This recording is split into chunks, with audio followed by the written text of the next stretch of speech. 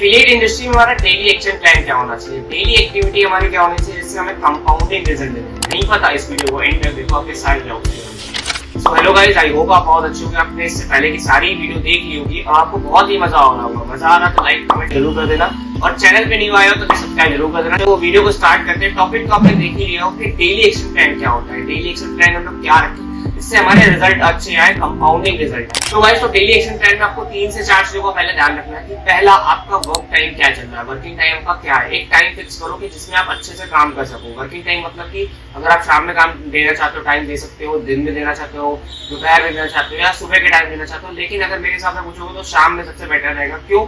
शाम में हम लोग स्कूल, अगर आप कॉलेज वगैरह के स्टूडेंट हो या स्कूल के स्टूडेंट हो तो आप सही से बात है शाम में फ्री हो जाते हो। 6 बजे के बाद सबके ट्यूशन क्लासेस खत्म हो जाते हैं। कुछ लोगों के चलते हैं जिनके चलते हैं वो दिन में ही रख के ज्यादातर अच्छा रहेगा, लेकिन जिनके नहीं चलते, मैक्सिमम टाइम नहीं चलते, तो वो 6 बजे के बाद अपना काम स्टार्ट कर सकते हैं। स्टार्टिंग देखो, आपको अगर एफिलिएट मार्केटिंग में आपको बहुत अच्छा रिजल्ट चाहिए तो आपको मिनिमम 4 से 5 घंटे देने पड़ेंगे।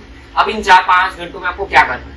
स्टार्टिंग के जो 2 आवर्स रहेंगे वो आपको सिर्फ और सिर्फ लर्निंग पे देना है, सिर्फ और सिर्फ लर्निंग पे देना है। लर्निंग आपको क्या करनी है? आपको क्लोजिंग स्किल बढ़ानी है। फिर जो कोर्सेज आपने परचेज करके देखे उनको देखना, उनके कोर्सेज को, लर्निंग को देखना और उनको इंप्लीमेंट करना है जिससे आपके ओवरऑल एक अच्छी खासी ग्रोथ दिखे, जिससे आपका अच्छा खासा परफॉर्मेंस दिखे। देखो, जब आप लर्निंग पे जाओगे तो आपको कहीं ना कहीं वो ग्रोथ दिखेगा। जब ग्रोथ दिखेगा तो कन्वर्जन रेशियो ज्यादा निकलता है, ग्रोथ नहीं दिखेगा तो कन्वर्जन रेशियो भी कम निकलता है। तो ये चीज ध्यान रखना है। सेकंड चीज, आपको अपने स्किल्स वगैरह पे ध्यान देना है। उसके बाद प्रोफाइल, आपकी प्रोफाइल कैसे बिल्ड है, प्रोफाइल बिल्डिंग पे ध्यान देना है। डेली बेसिस पे 1-2% आपको इंप्रूव करना है प्रोफाइल बिल्डिंग पे। और साथ ही साथ अपने कम्युनिकेशन स्किल पे ध्यान दो कि कम्युनिकेट कैसे कर रहे हो। अपनी जो भी क्लोजिंग वगैरह होती है उसकी रिकॉर्डिंग करना स्टार्ट करो, रिकॉर्ड करके सुनना स्टार्ट करो कि जहां आप गलती करोगे, जहां आप मिस्टेक करोगे, सुनोगे तो परफेक्ट कर पाओगे। देखो, इसमें सबसे बड़ी दिक्कत क्या होती है ना, हम लोग इंडस्ट्री में, ऐसी इंडस्ट्री में जो हमारा मेंटोर है वो कहीं और का होगा, वो हमारा साथ तो दे नहीं सकता, दिन भर तो हमारे साथ नहीं दे सकता ना। तो दिक्कत ये होती है कि हम लोग गलती करते रहते हैं, सेम रिजल्ट आते रहते हैं। तो कहीं ना कहीं हमको अपनी गलती सुधारनी है और अपनी ये गलती को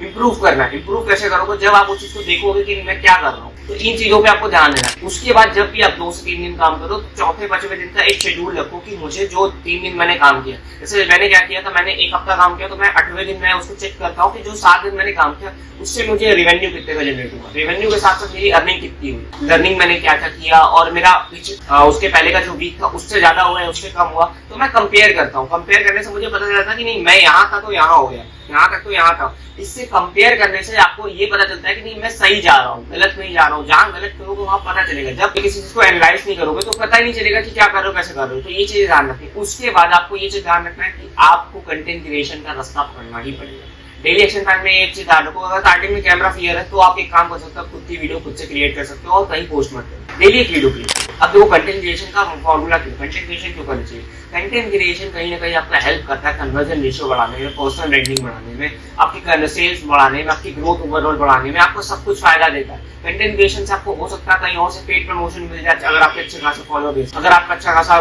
नेटवर्क बेस है तो ये सिद्धांत को कंटेंट क्रिएशन भी एक सोर्स ऑफ इनकम है। अगर सोर्स ऑफ इनकम को छोड़ दोगे तो कोई और यूज करके आगे बढ़ जाएगा। ये चीज ध्यान रखना है। उसके बाद आपको डेली एक्शन प्लान में एक चीज ध्यान रखना है कि आपको लेजीनेस नहीं रखना। आपको ऐसा टाइम यूज करना है जहाँ पे आप एक्टिव रहो। एक्टिव रहने का सेंस मतलब कि आप उस टाइम ऐसा मत काम करो जिस टाइम आपका काम करने का मन नहीं कर रहा। उस टाइम आपने चूज कर लिया काम करना है तो करना है, तो उस टाइम आपका काम 50% मन नहीं करेगा। फिर उसके बाद जब बैठोगे 90% में कन्वर्ट हो जाएगा, फिर छोड़ के बैठ जाओगे। ये चीज ध्यान रखना है। आपको ये चीज ध्यान रखना है कि आपको ऐसा टाइम चूज करना है जिसमें आप एक्टिव होकर सही से काम कर सको, परफेक्ट होकर काम कर सको, कंसिस्टेंसी में काम कर सको, एक जगह बैठ के काम कर सको।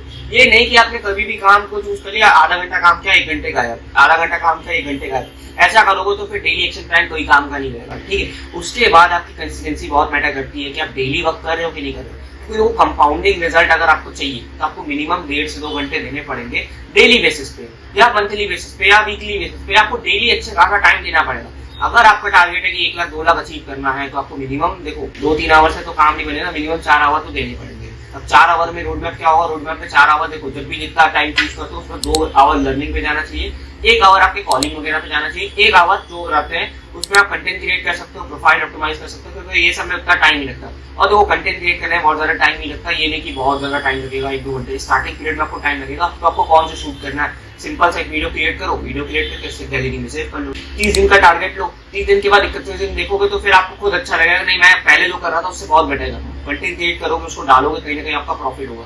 डेली एक्शन प्लान में मैंने इसलिए ये बताया है कि अगर आपको कंटेंट क्रिएट करना है, कंटेंट क्रिएशन करोगे तो आपके पास वो लीड्स का फ्लो बनेगा, लीड्स का फ्लो बनेगा, अथॉरिटी बिल्ड होगी, अब पर्सनल ब्रांडिंग क्रिएट होगी, आपका अच्छा खासा कन्वर्जन निकलेगा तो आपको बूस्ट आएगा। उसके बाद आपको एक चीज ध्यान रखना कि आपको कभी भी मनी माइंडेड नहीं रहना। Money minded in the sense of मतलब कि पैसों से ज्यादा आपको कनेक्टेड नहीं रहना। ये नहीं कि आपने क्लोजिंग की, अब आप ये सोच रहे हो कि मेरे पास इतने पैसे आ जाएंगे, उतने पैसे आ जाएंगे, ये आ जाएगा, गोल्ड की सेल हो जाएगी तो मुझे 1400 मिल जाएंगे, डायमंड की सेल हो जाएगी तो मुझे 2800 मिल जाएंगे। अगर पैसों से अगर रिलेट करोगे तो आपका कहीं ना कहीं डेली एक्शन प्लान खराब हो जाएगा। इसका रिजल्ट क्या है? इसका रीजन ये है कि भाई आप स्टार्टिंग में करोगे, उसके बाद वो बंदा अगर आपको मना करेगा, आपके साथ नहीं करता, तो फिर आपको डिमोटिवेशन फील होगी। डिमोटिवेशन तभी फील होती है जब हम रिजल्ट से आस लगा के बैठे होते हैं कि भाई रिजल्ट तो आएंगे। आपको सिर्फ कर्म पे ध्यान देना है, अपने प्रोसेस पे ध्यान देना, अपने प्रोसेस को इम्प्रूव करने पे ध्यान देना, ना कि आपको रिजल्ट पे ध्यान देना।